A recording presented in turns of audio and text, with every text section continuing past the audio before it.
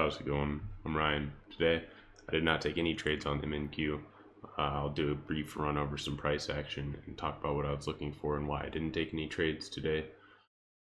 Let's jump into it. We'll take a look at what I was watching coming in today. So, had a big area of resistance above us, kind of started to coincide with that pre-market high that we had. But yeah, this zone from like 18.8 30 or so to 18.865 or so. I was looking at this area for potential rejections. We were pretty strong in the morning and pushed through it. Take a look. So yeah, was watching this area for potential rejections around that pre-market high. You also see it here. We got 1, 2, and 3 little rejections out of this area in the pre-market. I suppose maybe 4 you could count.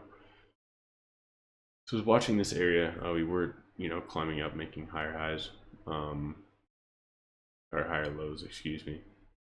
But potential rejection was in play, and then if we were strong, just looking for continuation.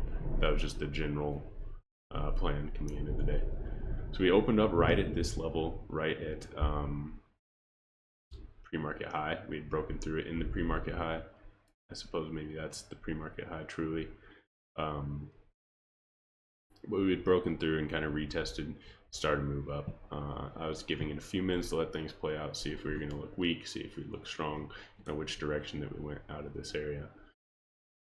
We kind of coasted up, broke through the top of that zone, and then pulled back to that pre-market high. This was really the only trade I was looking to take. I liked it. I liked the fact that we were kind of pulling back into this 20 EMA and the pre-market high in an area that we had, some consolidation before this breakout. So I did not take this trade, and the reason being is because this candle, although it did close above the 20 EMA, was not very inspiring to the upside. And then we had this candle close right through it, and then we just barely tested that pre-market high. What I would have ideally seen is that we come down and maybe have a longer wick, something a bit more convincing. From there, we kind of immediately bounced up, and I missed that. But I just didn't really like the price action I was seeing at that level. I wanted to see a more convincing price action. And yeah, so I did not take that, and then we kind of just trended up. This wouldn't have been a bad trade either.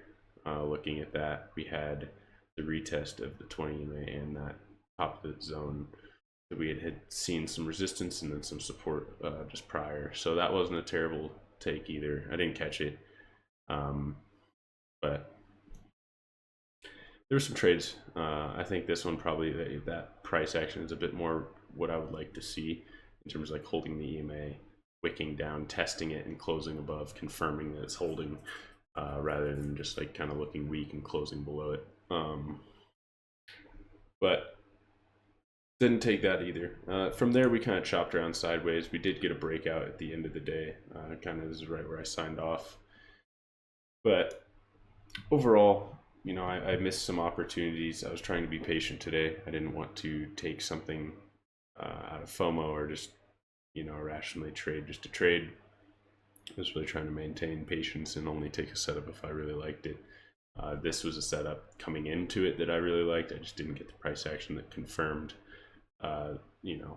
what I wanted to see. So can't be mad. I mean, that trade did end up running, like 80 points or so, which was a really nice move.